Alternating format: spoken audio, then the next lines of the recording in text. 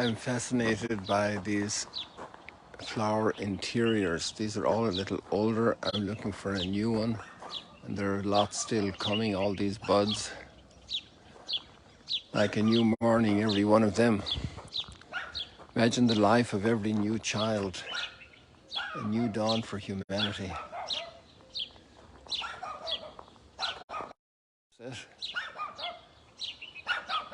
He makes up for his smallness by the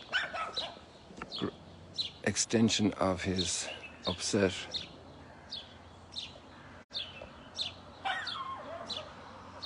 Oh, look at him here. He really takes me on.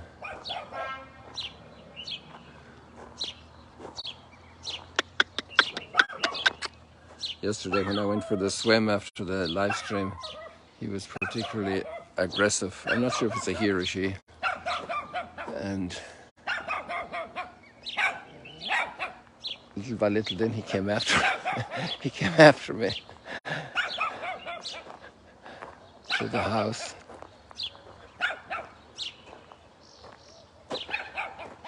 Today we're moving into another aspect of the letter of the Corinthians, which has very deep roots in Genesis and in Deuteronomy. And it's a word about sincerity, about truthfulness, about fidelity. And these words go together, because if I say something to somebody that's a lie, well, I'm already being false in the act. I'm already being unfaithful to them. I'm conning them. I'm being absolutely unfair. Oh, now I see why the sun is so bright. It's a little bit like, let's say, unbalanced bright in the way, and it's because of all these clouds. And I hadn't noticed the clouds before. I just saw such a clear sunrise. I thought, well, but now I look around here. I just come out of my room and I see all this cloud, and that has a huge impact on the way we perceive the light of the sun. I don't know the physics of it, but that's when you see a very glassy sun, then at least at home in Ireland, it could be connected with rain pretty soon. I doubt that's the case here, but the cloud must have something to do with it, with that glassiness.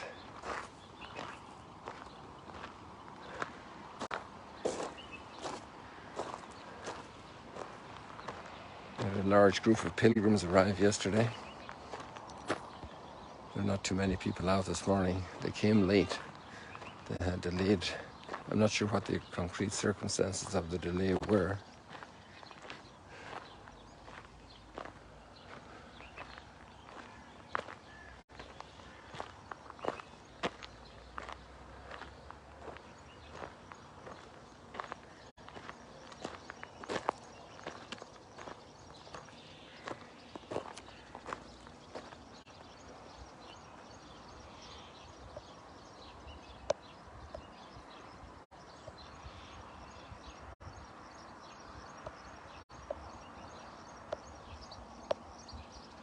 One of our pilgrims who arrived yesterday has quite a lot of responsibility, and I was amazed how he was there in the chapel last night praying late after everybody went to dinner.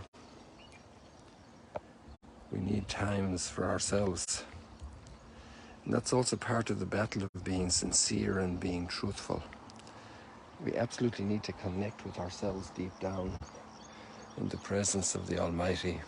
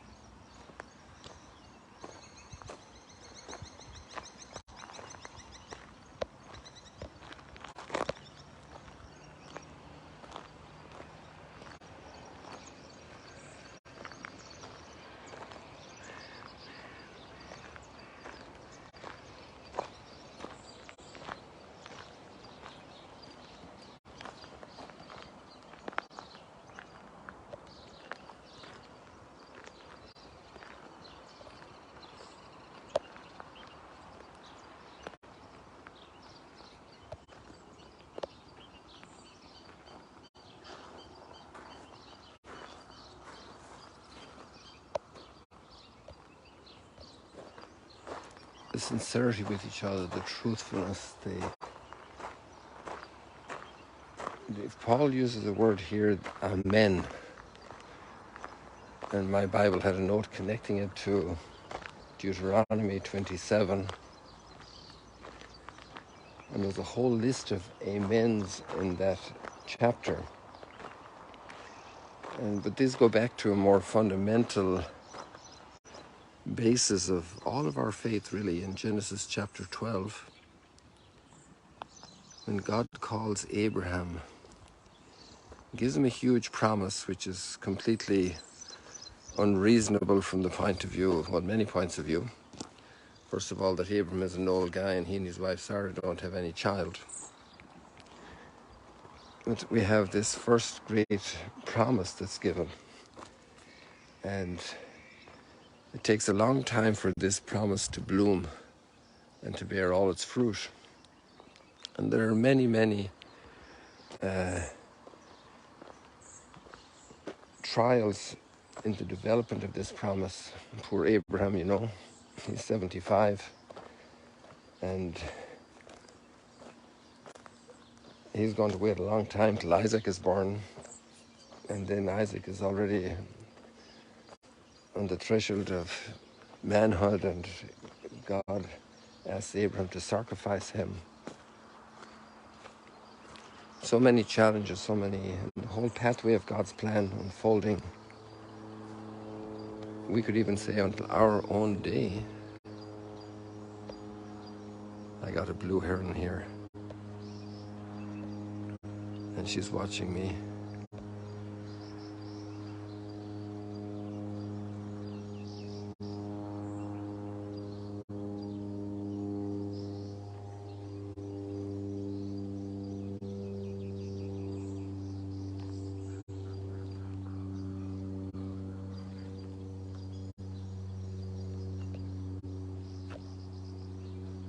I'm sure she's filled with apprehension if my intent is good or bad for her well-being.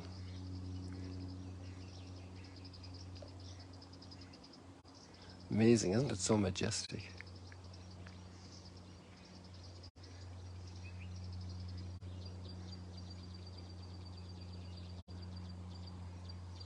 Look at this, another one, just a couple of yards away on top of that branch.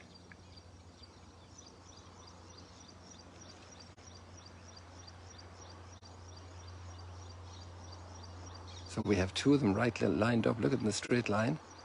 One on the bottom of the screen and the other one up on the branch.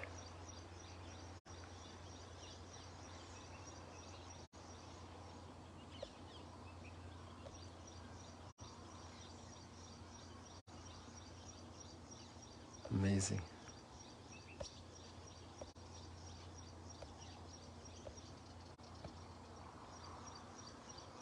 Amazing.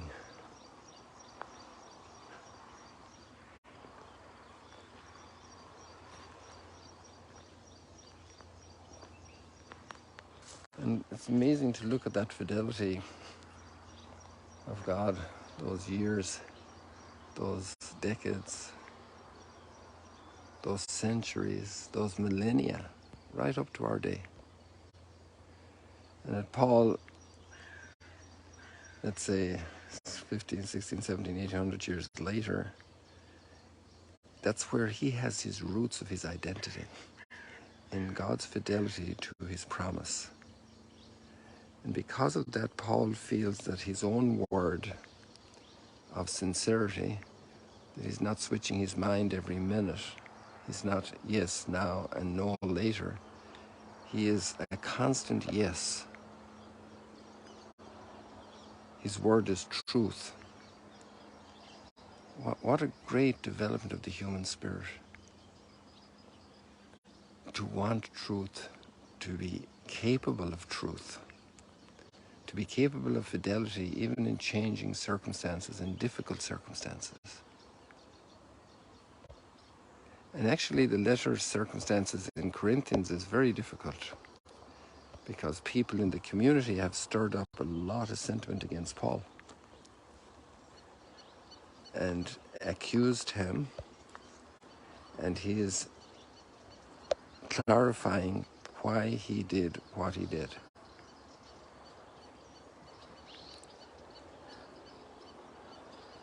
It was worth the wait. We got him. I just moved over there. And this one stayed here on the branch here. So we go on with our topic here. So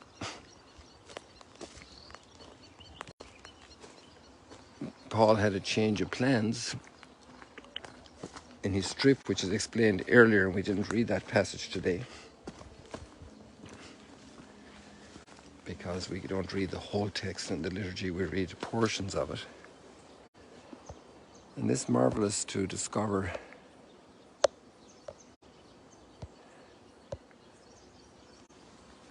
then also the links in between the passages that we don't read. They're all connected. It's a whole text. You see, it's a letter. So there I invite you to go back and read that. We're still in chapter 1 of the second letter of Corinthians, and getting a flavor for how deeply the mind of Paul is totally connected to God's original promise. And because God is faithful, I can be faithful.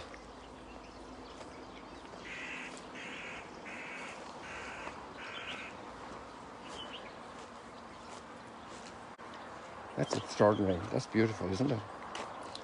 One of the greatest desires of the human heart, making a commitment, let's say marriage. I think that couple there must have been a married couple that we saw a few moments ago there in the sunlight. You know, who knows what they have been through, who knows what they're going through. It could be tough and challenging, or it could also be a moment of great joy, development and delight. But to be faithful to each other. Or two people who make a deal in business to start a company, or even two children who start to play a game. Two siblings, a couple of friends in the playground at school, learning to be true to the word we speak and not to con others. And this is how we can read this text then of Corinthians, which otherwise would seem a little bit abstract. And so the words start off as God is faithful.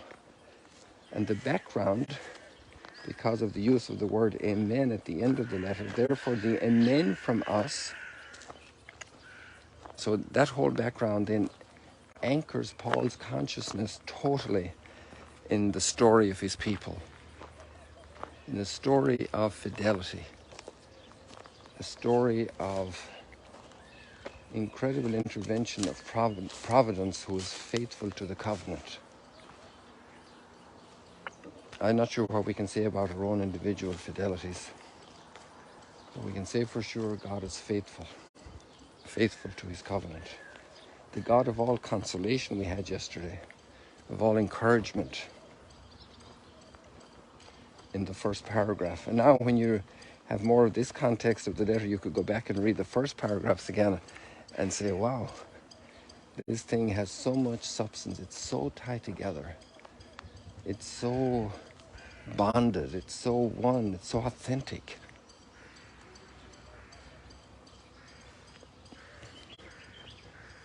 You know, this is also the roots of the great contribution of biblical culture to the transformation of society. And we have to maybe start off saying that we all have been very weak and broken in living it. But this is when a country establishes itself on the basis of this covenantal fidelity, when a people operate like this, even children's game in the playground, it's a covenant for 10 minutes. Because they say we're going to play against each other this way, we're going to have, this is the goal lines, this are the rules of the game, just to play by the agreed rules. And the fundamental issue then is, on what basis do we do it?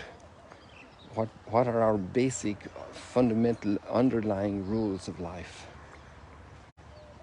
And it's not a rule in the sense of just a legal prescription that's a convention, a human convention. But here it's based on precisely on God's fidelity.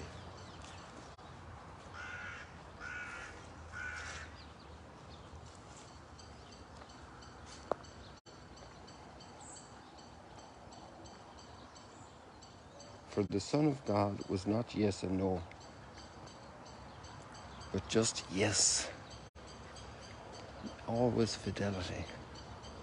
Never turning his back on us, even if we are so cruel like in the Passion,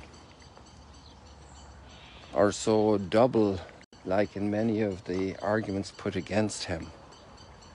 He still treats each person with that utmost profound respect of the image and likeness of God in which we're made. I find this amazing.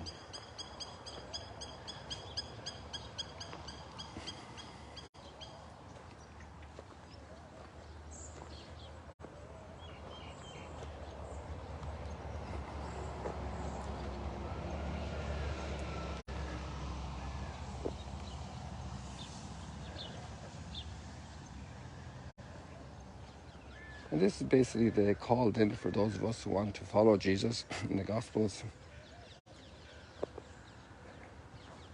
to be salt and light.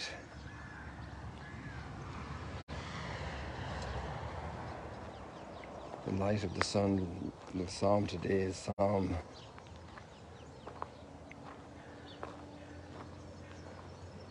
119, which is a very long psalm. And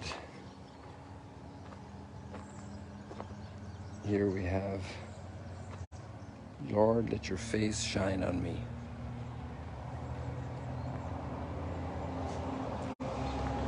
Wonderful are your decrees, therefore I observe them.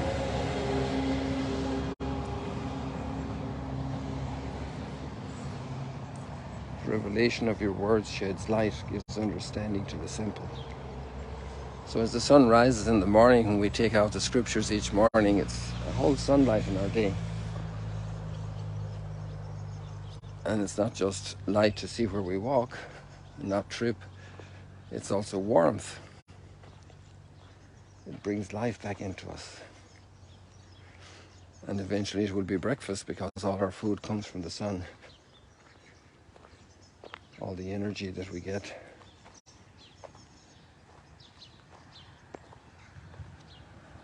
There we got another purple heron.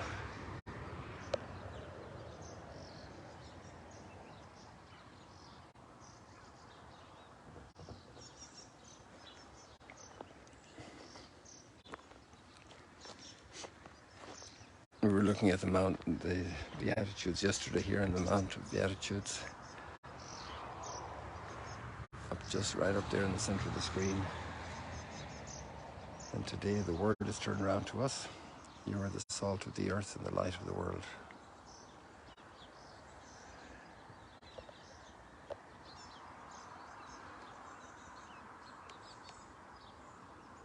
The grass is beginning to dry up with all the sun.